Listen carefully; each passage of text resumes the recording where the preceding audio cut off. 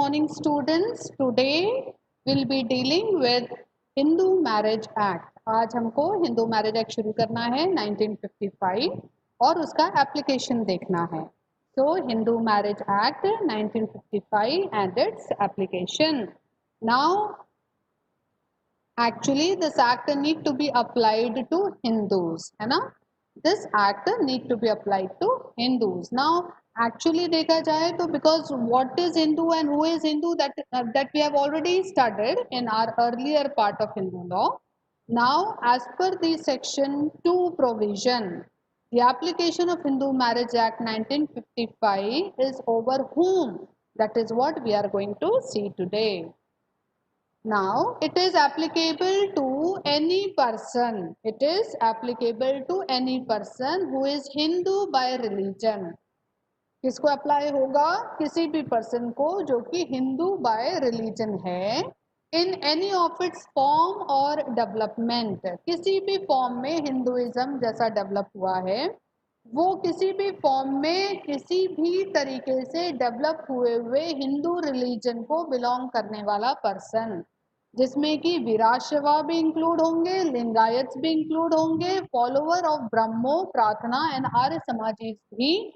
एक तरीके से देखा जाए तो दो इनको हम सब क्लासेस ऑफ हिंदू बोलते हैं, but still because they are सब classes belonging to Hindu would be covered by this particular act. तो वो सारे पर्सन जो कि हिंदू हैं by religion in any of its form or development, including Virashava, Lingayats, or the follower of Brahmo, Pratana, and Arya Samajis, would be termed to be a person who will be governed by the application of this particular act.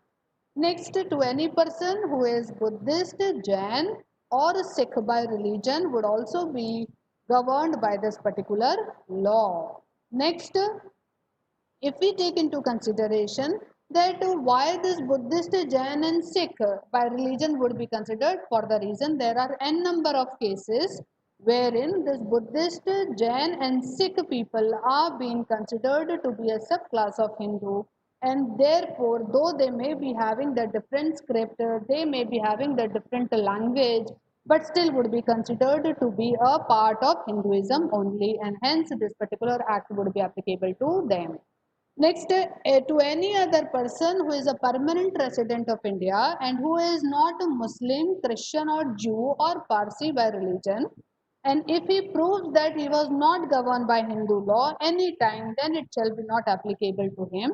But if he fails to prove that, then in that case he shall be governed by Hindu law. ऐसा कोई भी person जो कि permanent resident है India का और जो मुस्लिम नहीं है, क्रिश्चियन नहीं है, ज्यू नहीं है, पारसी नहीं है, और साथ ही साथ जो ये प्रूव नहीं कर सकता कि वो हिंदू लॉ से गवर्न नहीं होता, वो सारे लोगों को छोड़ के देख लिया जाए तो वो लोग जो कि परमानेंट रेसिडेंट ऑफ इंडिया है, जो लोग मुस्लिम नहीं है, क्रिश्चियन नहीं है, ज्यू नहीं है, पारसी नहीं है, और जो कि ये प्रूव भी नहीं कर सकते कि वो हिंदू लॉ से गवर्न नहीं होते, वो सारे लोग जो है हिंदू कंसिडर किए जाएंगे, एंड ऐसे लोगों के ऊपर ये पर्टिकुलर एक्ट अप्लाई होगा.